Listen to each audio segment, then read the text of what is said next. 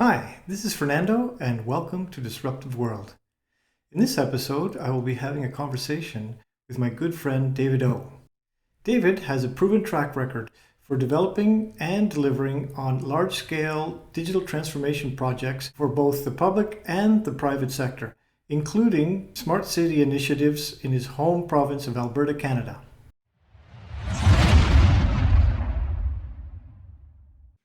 Hi, David. How are you? Good. How about you? Good to see you. Oh, very good. Good to see you again as well.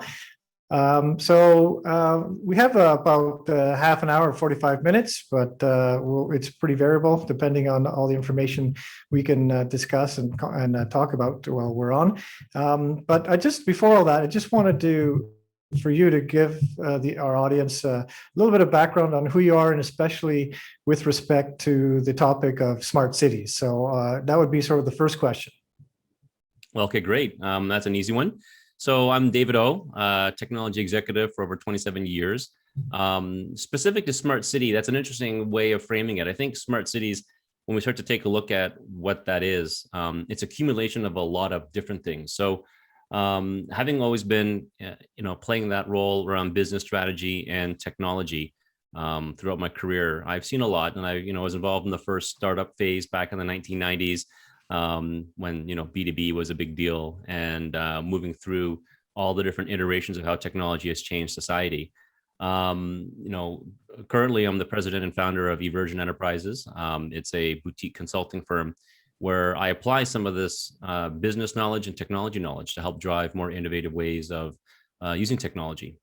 And in the space of smart cities, I've had the opportunity to work on a few engagements and a few projects where I could directly contribute to creating new capabilities in cities that helps drive cities becoming more smart. So I'll leave it at that for now. I don't know if there's anything else you want to dig in on an intro. I'm a father of two, and I'm based out of Edmonton, Alberta, but grew up in Southern Ontario.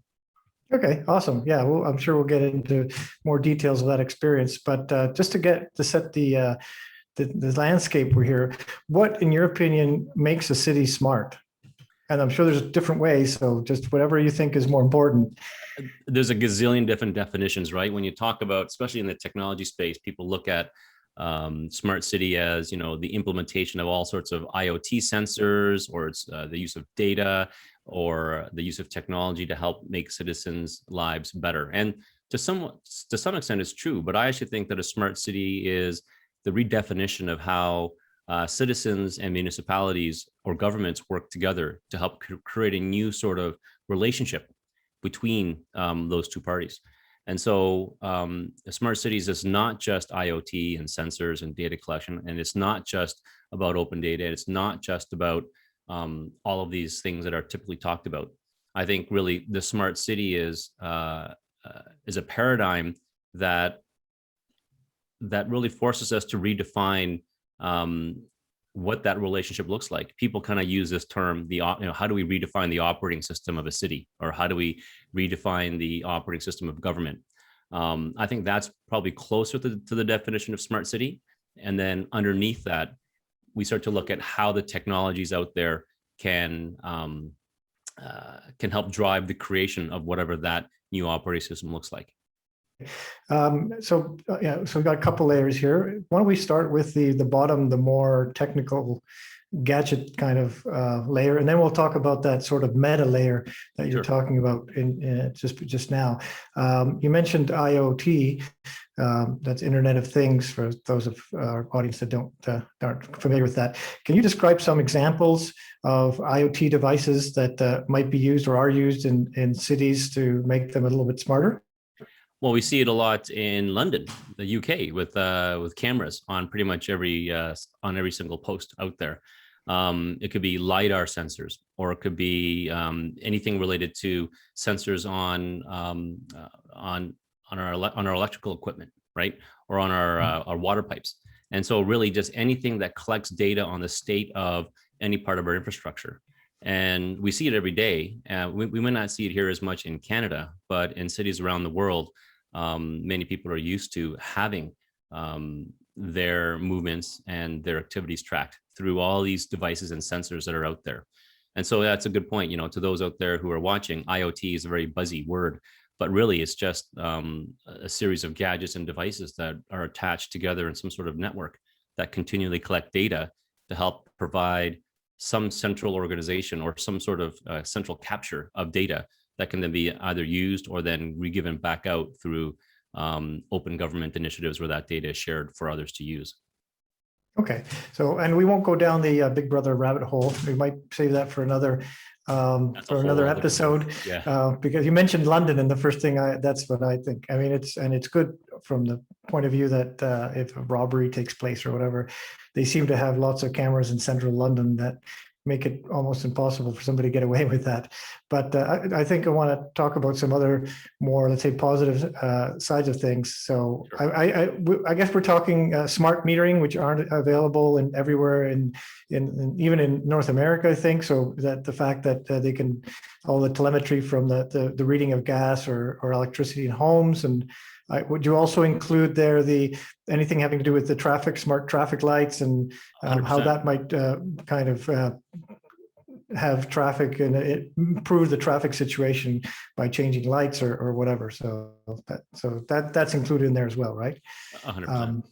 Okay, and maybe you could explain in your particular case. I think it was a city in Alberta in which you were involved in, and then you can detail what devices they have and how they're using them and that sort of thing. Absolutely. Well, I had the fortune of working with the city of Edmonton, and they have a very ambitious smart city strategy, and I played a very small part in terms of providing some very basic level infrastructure to help enable their smart city initiative. And so when you take a step back, I think the context is important here, because there are so many different kinds of initiatives that you could run. It's almost overwhelming, and I think that's where cities really struggle. In terms of how do we best manage the tsunami of opportunity and possibility that smart cities bring? Cities are inundated with tech companies saying, "Hey, I can give you this gadget, I can give you that gadget, I can give you that piece of connectivity." And without a real strategy and approach, it becomes almost like I don't want to say a waste of money, but it is overwhelming in that things don't come together and you create more chaos instead of more opportunity and bringing the way all these different technologies come together. So City of Edmonton, the use case was very simple: single citizen ID. And this is a very boring concept, really, at the end of the day. But if you have all these sensors and if you have all these different services that are going to be delivered through digital realm and through a smart way, how do we actually interact with citizens at the most basic level? And so the ability to create a single digital ID was the problem statement. And that would link your smart transit card with your smart library card, with your access to city services, your pet licenses, property tax, and so on. It's very benign, right? Sorry, how about health? It was health included in that? Well, okay. Let's talk about that, right? So let's talk about that in a second. So absolutely, but we're talking about municipal, right? So right. In Alberta and in Canada, health is at the provincial level, and then you've got international security and passports, which is at the federal level. So all these IDs start to add up. And for those of you who are in health, the idea of a universal identifier for an individual is critical as it relates to the patient health record. So this idea of back to how do we keep it simple? How do we create a single ID? And so, we thought, okay, well, that's, from a technology perspective, it's quite simple. But from a governance perspective, from a mindset shift perspective, there was a lot of work that had to be done. And so, a small part, I was assigned to it by the CIO at the time. And it was a project that was, on the books for several years. And I know that provincial jurisdictions, federal jurisdictions, a lot of governmental jurisdictions have struggled with the idea of creating a single ID. And so I'm going to go sideways to come back. But the problem was actually solved relatively quickly. We were able to work with a local startup. The name was Login Radius, Edmonton based. They had a technology that could be reused to help support the idea of creating and managing these IDs in a very simple way. And so the challenge wasn't necessarily the implementation of the actual technology. What was the challenge was to say, how do we get away from typical government mindset of let's just do it all on our own? or let's partner with, a big international, sometimes non-Canadian company to help develop something that, quite frankly, that we were able to demonstrate our local community was able to create for us in a relatively short amount of time. And so the conversation shifted away from with getting the execution of this thing out in terms of a pilot. We were able to roll out the pilot in less than 6 months. This is a project that was on the books for over 5 years. With the pilot having been rolled out in less than 6 months, we were able to have those conversations with the government of Alberta. And one of our use cases was, how do we start to find a better way to utilize this new superpower called digital ID?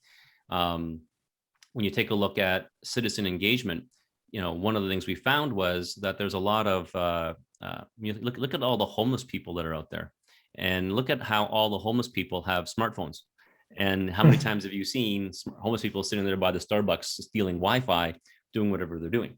And so it's an interesting, you wouldn't think of it as intuitive, but how do we reach out to these individuals by providing these digital services? That ID is the first step to being able to re-enfranchise those people. And so our use case was, how do we look at, reaching out to these people and potentially, this was a conversation. It didn't, unfortunately, with municipal government changes, things started and stopped, but where it was going was active conversations with the government of Alberta to say, how can we now share information in a safe and non-creepy way to be able to help better target some of these individuals with more focused programming and more focused outreach, right? So you can start to see already that by almost truly democratizing this idea of ID and opening up this channel for people to access government, that the potential just on that one simple use case was pretty powerful.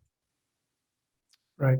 And you said you were going to get to health. Is that where the connection with the province comes, or how far did that go? Well, yeah, health is a whole other editorial. I mean, quite frankly, I think, in Alberta, we're actually quite fortunate because we do have a single identifier, and we have a single patient health record across the entire province. So coming from Ontario, I thought it was great because, once I gave them my information, I kind of get used to the fact that I can go anywhere, and actually even now I can log in myself and see all my patient health information. And that took some time, right, to get to. But that is definitely one benefit of having one single ID for health. Yeah. So I guess, in Canada, I mean, I worked with the Ontario Ministry of Health, and they engaged us to develop some of these technologies with, AI and diagnostic technologies, remote, which now is becoming more and more because of the lockdowns. It's becoming something more natural for people to do, and that's obviously at a provincial level. I suppose if you had maybe in the state, I don't. This is actually a question, I guess, because health is run at the provincial level, so there's not much the city can do in terms of smart cities. It would be a smart province, I guess. But do you know of cases where those kinds of initiatives in terms of health have been taken up by cities either in the US or Europe or Asia? Do you have any feedback or anything about that? I can't speak too deeply on it. I do know that Singapore has done a really good job of being able to access and provide some of that direct access to information. But the Singapore count because it's a city nation state, so it's kind of right. All three levels of government all into one. But yeah, no, I understand. I mean, I'd be curious to hear your experiences in Ontario, because I look at it as, when I go back home to Ontario, and I see what my parents have to deal with. Like, it is interesting how disaggregated all the information is.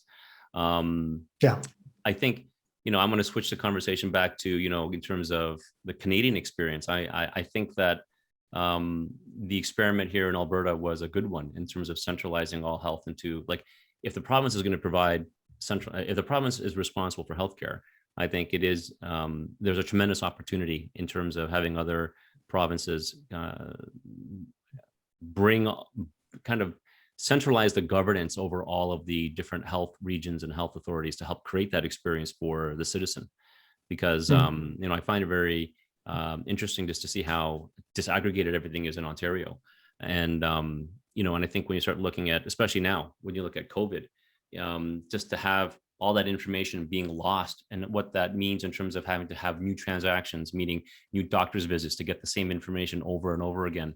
I think there's a very powerful play there to um, uh, use technology really not only to create more efficiency for the government, but also create better outcomes for citizens. Yeah, in Ontario, I guess the kind word would be disaggregated. So not trying to be mean, but yeah, you're right. I mean, you have your blood tests go through one way. You don't really have, or at least I haven't seen access to other medical information that I think I should have access to. A lot of a lot of tests are done by some lab, and then they go back and basically you're told if it all is good, we won't contact you. So basically you're left in a limbo where you're wondering, well, did they actually receive it? Did something go bad? You're told, no, we'll call you if something goes wrong. Okay, well, it doesn't really help me in my anxiety when I go for a test. But I think part of that, I guess, is at the level of a province. You're talking a lot of people, a lot of level of governments. It must be difficult for them to coordinate everything. So getting back to the cities, Yeah. how did that come about? I mean, how did the city of Edmonton decide that they were going to embark in this project that you were involved in? How long was that process before they sort of realized that they might need some help from an expert like yourself, and engage you to help them with those challenges? Well, the city of Edmonton has been on this path for many years now, and so I can't take any credit for where they are, or nor do I want to overstate my contribution to what is, quite frankly, a very large initiative. I mean, Edmonton has been on the cusp of always driving to smart cities. I think even back as far as 2014, started with a big open data initiative, and I forget the name of the CIO at the time, Chris something. But anyway, very cutting edge stuff. And from that was the genesis of saying, well, once we can actually start to create an open data smart city initiative, how do we expand on that? And so, Edmonton has been on the cusp of it, and they've always taken the approach of really thinking big. I mean, there is a smart health initiative as a part of the City of Edmonton program. So to be clear, there are ways that we can participate, but again, it's less direct, only because it is provincial. So I think, when they started to realize some of the benefits out of having that open data initiative that was launched many years ago, leadership within the city of Edmonton really started to double down on it, and they actually created a whole branch around smart city, and they've really gone far in terms of implementing a lot of interesting programs to help bring community together, to help drive some of these more innovative technologies. But I would say that, looking from the outside in, especially as a citizen of Edmonton, I don't want to sound critical, but I think the challenge that Edmonton has had, and I think that many municipalities have had, is that they really haven't been able to get the outcomes that these smart cities have been trying to achieve. And, we did kind of poo-poo the idea of doubling down on privacy, but when you think about it, privacy actually I won't get into it, but it plays such a tremendous role in terms of stopping progress, right, around smart city initiatives. I mean, you're Kitchener-Waterloo, but Toronto Sidewalk Labs. Think about that, right? Google was involved with that, and it didn't work out, only because that the consortium couldn't come to a conclusion on how to de-identify data and manage this enormous amount of information that would be collected on citizens. Right. All right, that's a good example. Could you explain a little bit to the audience what that project involved in Toronto?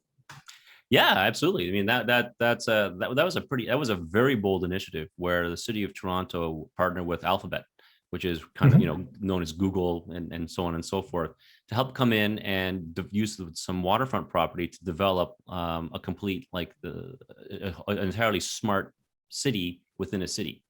And it would have all the technology, all the sensors, and enable citizens to, kind of realize the dream of what, this utopian would be, where, I could look at my smartphone and know exactly when the bus is going to come, know exactly how many people are on that bus, or should I wait for the next one? Look at, smart traffic, look at smart everything. Like contactless payments, and just the complete kind of integration of digital with analog life. And so, the dream was large. And my two comments on that was the the challenge that that Toronto had and that consortium had was really defining how best do we govern this new frontier around information, because Canadians we don't believe in that surveillance state. And where you look at, whether it's Beijing or Singapore or London, you hit it on the head. You had this visceral reaction. Oh my God, I don't like this idea of being surveilled all the time. Some people don't care. The reality, actually, if you want to get philosophical, is we're already being surveilled. Like everybody, there is no privacy. How many times? Yeah, by private companies. Exactly, right. So but the idea is, when despite all the wonderful planning and all the billions of dollars of investment money that was available, it stalled because we couldn't answer a simple question around how do we protect citizen information, which then takes us to another question, which is, and this is the question that I tend to play in now in terms of looking at smart city strategies, which is, how do we work with municipalities? Forget about the technology is going to be taken care of. How do we start looking at redefining the relationship that the municipalities have or governments have with its citizens to help drive smart city itself? Do we need to always go to an external, international, large firm to help do this? Can we not look at in our own backyard and use the billions of investment money that we have available to us to focus on taking care of our own, right? Taking care of our own innovative startups and creating something from within. So, when you look at the sustainability of something like that, this creates an economically resilient and very sustainable ecosystem of innovation that helps self-feed the creation of whatever that smart city is. And so with the Sidewalk City initiative, it was very bold. And obviously, we're all disappointed that, well, maybe not all of us. I think some people didn't like the idea of Google doing that, but I think from my perspective as a technologist and a strategist, I thought it was an interesting experiment. I'm hoping that they're able to reboot that initiative, and I would love to see them look inside their own backyard and look at the Toronto Waterloo corridor to see how they can leverage the smart talent that's there to help drive the creation of that. Yeah, certainly a lot of talent in that corridor. Going back to the example in Edmonton, the project you were just wondering, because they had the sort of unified ID for different services.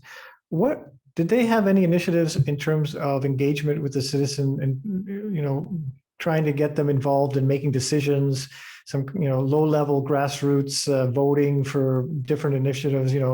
Could be an LRT that they're thinking about, or some other infrastructure, anything like that. Did they develop any kind of sort of listening to the citizen? Because to me, that sounds like part of the smart city too, right?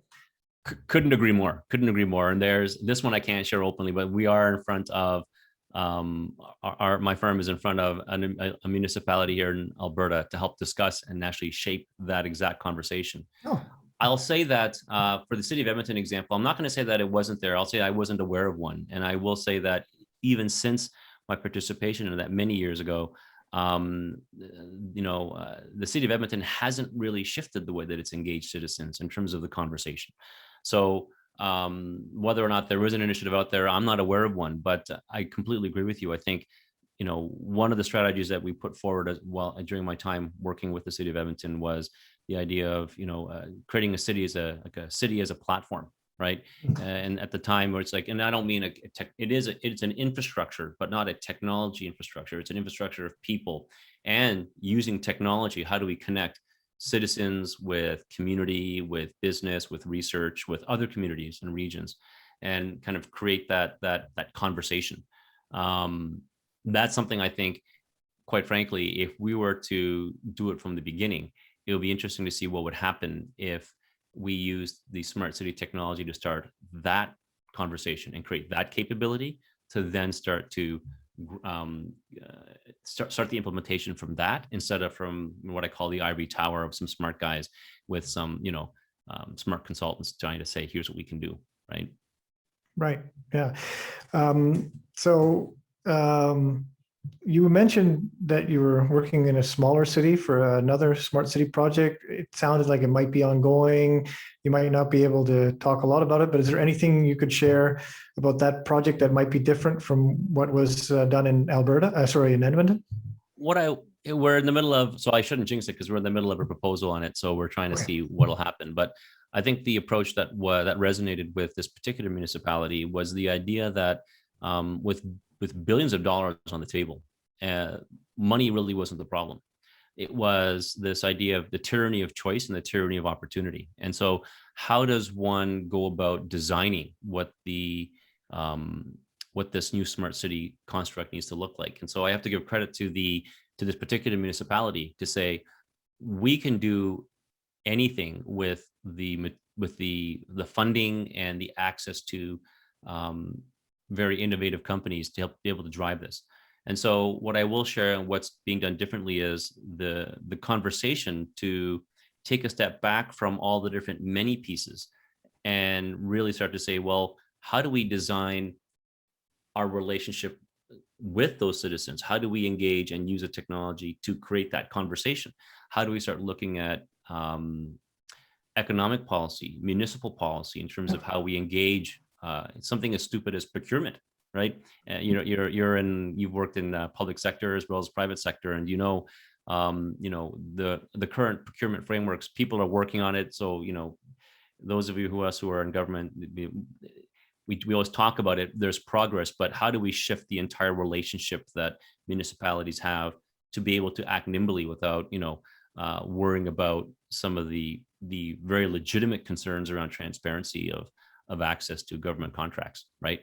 And so we need to take a look at some of those pillars, and they have nothing to do with the fancy technology.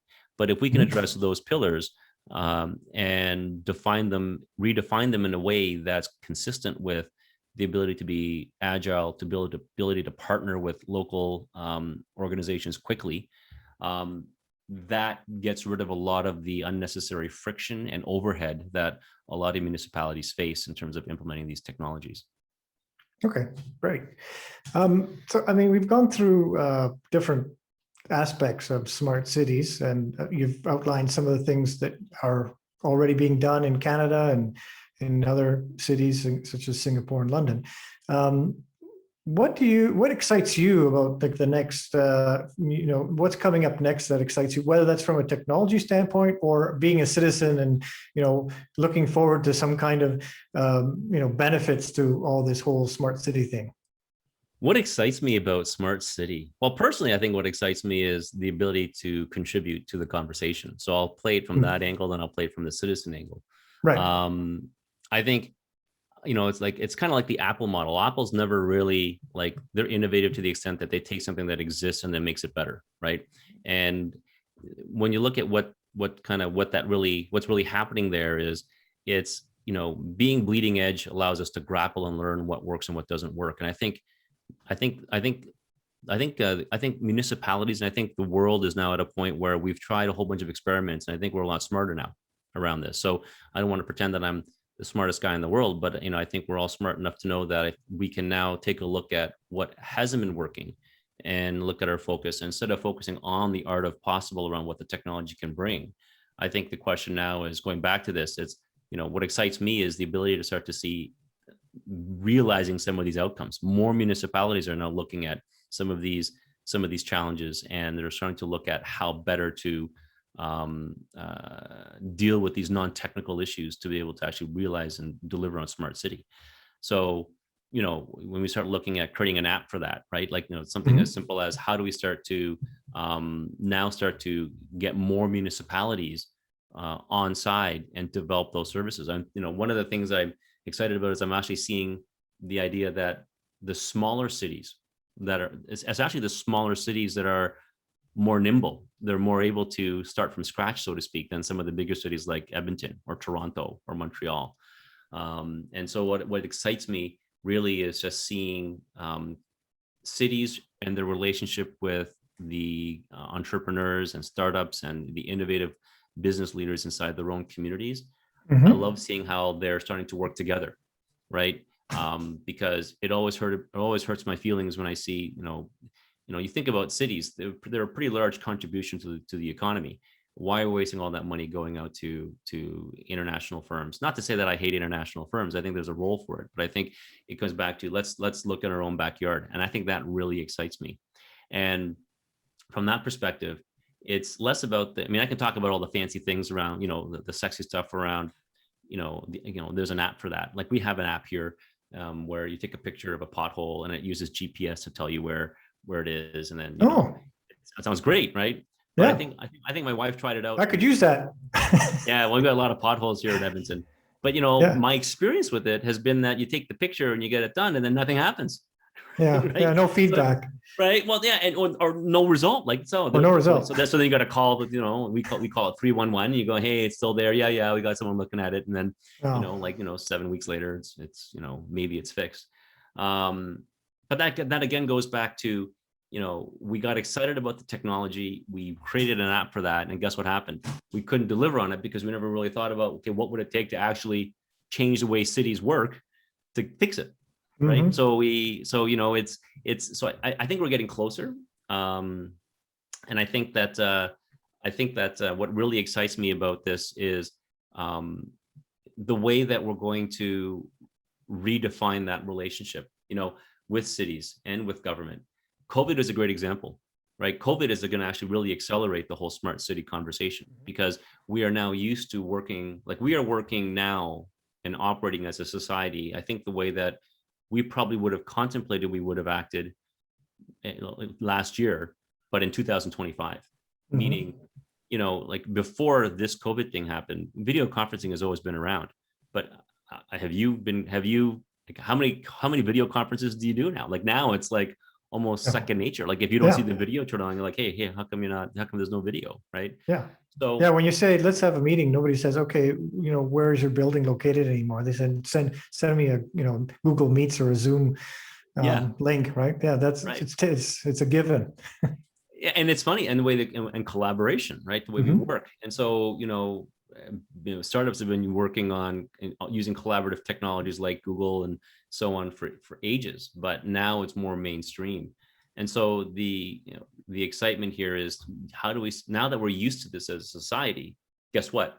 I think now from a change management perspective, if we want to engage in more digital citizen engagement, we're ready for it, right? We kind of now have we've kind of broken through a barrier. So I think that's exciting in terms of where things can go. So I think, as horrible as COVID was, it has definitely allowed us to reshape our relationship with technology and people. And that is a huge win for us. And that was completely unexpected. Yeah, definitely. So something you said about the smaller cities reminded me back, I guess, early cell phone days, where the Eastern European countries, like Poland and so forth, basically leapfrogged the Western European countries in cell phone technology. They decided, why would we put in all these landlines and everything? The technology is good enough, and so nobody has and now today, most of us don't have a landline in our home. Way back then they were leapfrogging. So I'm wondering, it's sort of like what you said about, it's a blank slate. So do you know of any, they're talking about, Elon is talking about creating a city somewhere near Austin because he sees an influx of workers coming in for both the Tesla side and the SpaceX side. But have you heard of any small or almost new, subdivisions or something like that somewhere in the world where they've really gone wild with this stuff and are employing all kinds of technologies and have sort of got it straight because they started from the beginning thinking, I guess they're thinking about, everybody should have high-speed network internet. We don't have it here where I live. That's because it's too difficult to dig it all in. And maybe while you're digging that hole for that, you dig in holes, and pipes for everything else that every house needs. So any examples or things, something you've heard about that? You got me on that. It's Sunday That's okay. Afternoon. Yeah, there's a bunch that I guess I can't nail it on one in particular. Okay. But I will say back to that small piece, going back to some of the conversations we're having, I think the fact that we are talking to a smaller community allows us to have that, because this particular community has access to urban, rural, and agricultural lands. And to your point, because the work is gargantuan, right? Like, how do we, because the first thing is access. You mentioned high-speed internet. And so when you start layering on strategies, it is easier to implement some of these things in smaller jurisdictions because it's more contained and you can kind of grow from that. I can tell you that the one that's top of mind right now is that particular use case here in Alberta, where if done, if successful, will be that example in 5 years, where we can take a relatively smallish community relative to, let's say, in Edmonton, Calgary, Toronto, and develop that technology. Okay. Yeah, there's so many aspects that can be changed. And we talked about transportation. I mean, you talked about, you having a nap, or how full the bus is and when it's coming by, whether you decide to take a bus, or maybe that would be integrated into a call to an Uber if you're in a hurry. We talked about health, although that's more provincial side of things. And so an education, I guess, at least in Canada, would fall under the same thing, because it's run by the provincial governments. That might be different for other cities in different parts of the world. But another thing that comes to my mind is the whole efficiency of energy distribution, where if there was incentives by local municipalities, and I haven't seen any, I don't know why, to set up kind of a virtual plant where you have solar panels and a battery, and then the homes are also incentivized to reduce energy consumption at different points of the day, because it's not flat. Obviously, it has a hump during the top of the middle of the day and so forth.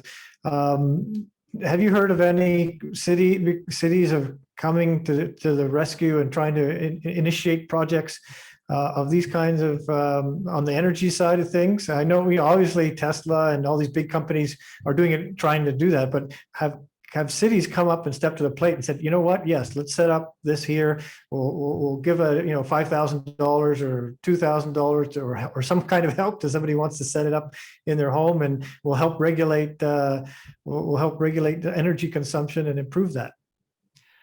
Great question. I can give you a list of, like, I can and I won't, but I can give you a list of a lot of municipalities, like large and small, all across North America, that have tried it and want it. And so there's that commercial consumer side of it, which is the Teslas of the world providing the capability to do this.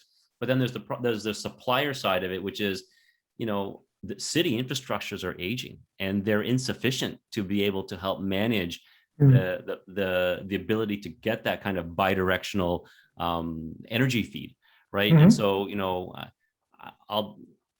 I'm going to get in trouble here, but I won't say anything. But I'll say that what I will say is I do know of a particular startup that I know their CEO and founder, and they were speaking at a North American conference on this, and I won't even mention the city, but what they did was they actually created a digital twin of whatever, of the city itself, let's say.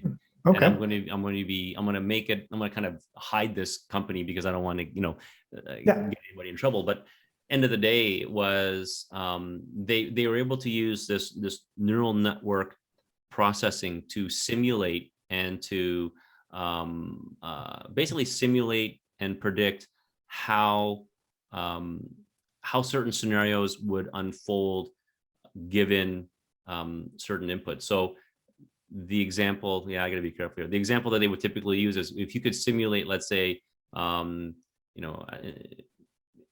at a marathon, and let's say that some sort of catastrophic event happened, they were able to actually get sensor data right down to Garmin watches, heart rate, respiratory rate, right, distance, location, but aggregate and basically re-simulate what would happen if, let's say, there was a car crash and some people got hit at this part of the race versus this part of the race, and how quickly EMS would come and how the crowd would react, and they could simulate this. They use this technology to simulate the impact of natural disasters and simulate the impact of if we were able to actually put a solar panel on every roof in the city, and how would the electrical grid manage that.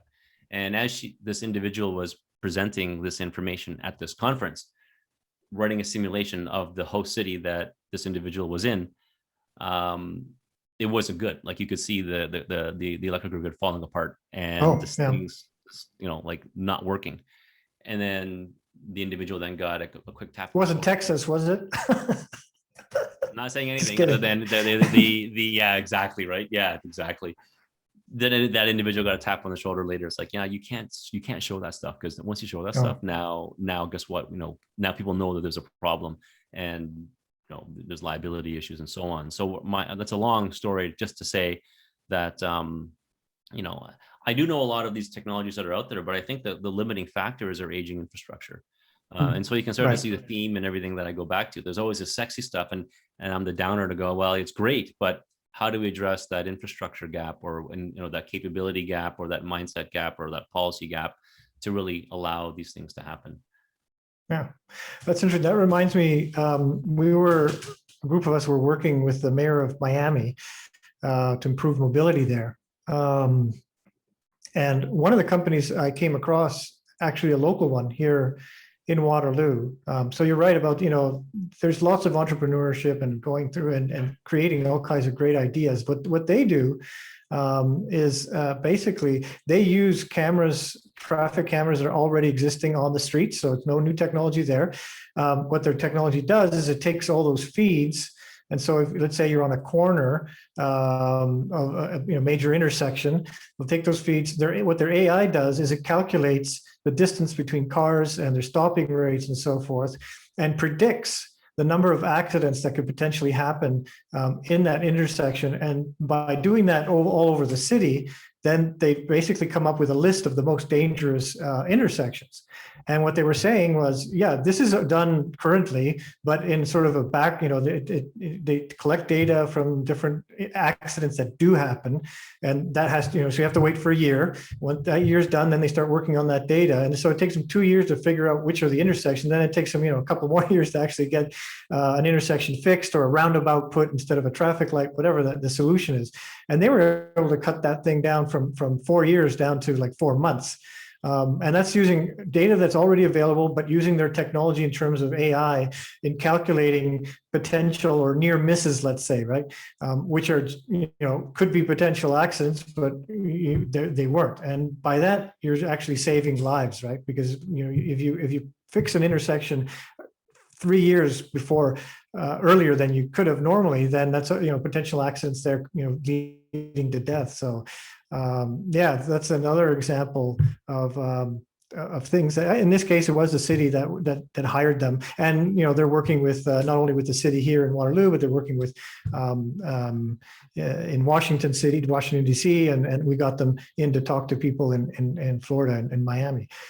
So I wanted to go back though and you sort of touched on that in your experience, or things that you've heard of from entrepreneurs that and so forth. What are the major challenges that cities are facing in going smart? Well, I think, yeah, we did touch upon a lot of that. I think, I call it the tyranny of choice. I think there's too many things that are possible to do that can get rolled out relatively quickly, but then they get bumped up against some of these really basic fundamental issues that the city needs to address that have nothing to do with the smart technology itself. So again, the idea of you have a citizen ID, but then how do you redesign the workflow between a citizen and government across all areas of interaction between property taxes, library, pet licensing, or zoning laws and all that stuff. That the interface is very kind of it's very like a question answer. It's very transactional and it's very siloed. And so I believe that cities are struggling to figure out how best to how to design that workflow differently. And to do that is a huge shift in how governments work, right? Because they don't talk to each other within those different silos. And I think that's a big challenge. I don't think that the challenge really is the technology. I go back to Sidewalk Labs. The technology was all there. It was a conversation around privacy. Right. And to your point, we could sit here and talk for days about that, right? And so that's just one of many different challenges. And I think that's why the recipe for success for municipalities and governments is to really start looking at how to redefine that relationship as a whole. I do know that the government of Alberta, as an example, they had under the previous administration, they had a chief digital transformation officer, right, Okay. at the government level. So Mm-hmm. governments are starting to now have that conversation to shift the way that government is designed. But I think the biggest challenge is really, how do we redesign government? And I hate Okay. making it sound so big, right? Because unfortunately, until you can redesign the way government is kind of works with citizens, you're always going to have this, what I call this ivory tower kind of relationship. Mm-hmm. And that will always bottleneck the ability for citizens and regions and communities to self-create that innovation on their own. Because that's really what a smart city is. How do we connect people with better data and increase the quality of life for our citizens? And so creating that, I think, is going to be the biggest hurdle in terms of adoption for smart cities. And obviously, every country is different in terms of its levels of government and everything. But what about in your experience down there in Alberta, or over there in Alberta? What about the funding question? Do cities have enough funding for it? Are they getting help from the provincial or from the federal government? Is that an issue at all, or is it sort of at the bottom half of the challenges? I don't think funding is. I mean, you can never have enough money. So I think So I think government certainly can. Yeah, right. But no, I mean, when I look at the experience, like, there's funding, and it's not just governments. Like, I know Bloomberg had a $50 million right. smart city grant, and there's a lot of money out there that's available, and there's a lot of. I mean, back to those large international organizations like IBM, HP, Google, they all, Cisco, they all have a lot of money to help invest in with municipalities to help fund this. So no, I don't think funding is the problem necessarily. But I do think that it goes back to, well, what do you do with that money, and how do you actually change the life of the citizen? Okay. Well, I just wanted to end hopefully on an optimistic note here and ask you what you see smart cities, or how do you see them in the future, say in 10 years? Like, you can start in your area because you're more obviously in touch with what Edmonton is doing and so forth. And maybe then just some general comments on what our viewers might expect to see in the next 10 or 15 years around the world or in their neighborhood. So in our neck of the woods, I do want to sing Edmonton's praises, because we're lucky in that we have through partnership with TELUS, we're all on high-speed internet. So that's like, I've got fiber optic cable going into my house, so that's been very convenient to do video, especially during this whole COVID thing. And so when we look at the idea of creating smart access, so that everyone has high-speed access to the internet, you start looking at open data. I would love to see the city of Edmonton open up its ecosystem to the local developer community here to create those microservices. And I would love to see, for me, I'm actually a simple guy. It really comes back to, we have an app for that. Let's have an app for that works. And so, wouldn't it be great if I could do all of my city life stuff on my phone, right? And never have to go to the rec center or go to the city administration building to be able to have to transact with the city. So I think that's the first real win for me, because right now there's a lot of technology out there, but as a citizen personally, I haven't seen, like, it really hasn't impacted me. Like, they put a whole bunch of GPSs in buses, so that's good. I know when the buses are coming. We've got the fiber optic connectivity into the house. That's great. But I think it's still like, this is what I call that boring time, where we're putting in all that money back into the infrastructure to get to the point where we can start to get that curve, and now start to say, okay, we've kind of got rid of all the bumps in the road. Now that we have data, we have access, right? And we've got some history behind our belt on this. How do we now really start to take the lid off of this, right? Because now, with the implementation of 5G, we now have the right infrastructure for IoT, for putting all those sensors on devices and places, and we have all the necessary ingredients to make that happen. So I am optimistic. I did focus on a lot of the challenges, but I think just like anything, right? In the early days of anything, there's always going to be a lot of them, and I think we're getting through them here in Alberta, and I think we're getting through that here in Canada. So I think that's a good story. Oh, thank you very much, David. Some fascinating information. Maybe we could connect again sometime in the next few months when hopefully you get that project and give us some more insights on that. I want to thank you for your time. And where can people reach you? And I'll let me know, and I'll put some links in the notes below. But where can people reach you otherwise? Well, they can, I'll give you my email, david.oh@evergent.ca, evergent.ca. So I'll send you along my contact info, and you can put it in the comments below. All right. Thanks again. And yeah, why don't you stay on for a second and you'll chat for a little bit. Yeah, sounds good. Hey, thanks so much for the opportunity to talk. No problem. Talk soon. As always, if you've enjoyed this video or found it helpful, please support the channel by dropping a like. Also, make sure you subscribe if you're new here and hit that notification bell. Keep tuning in to find insights for business and investment opportunities. It is a disruptive world after all.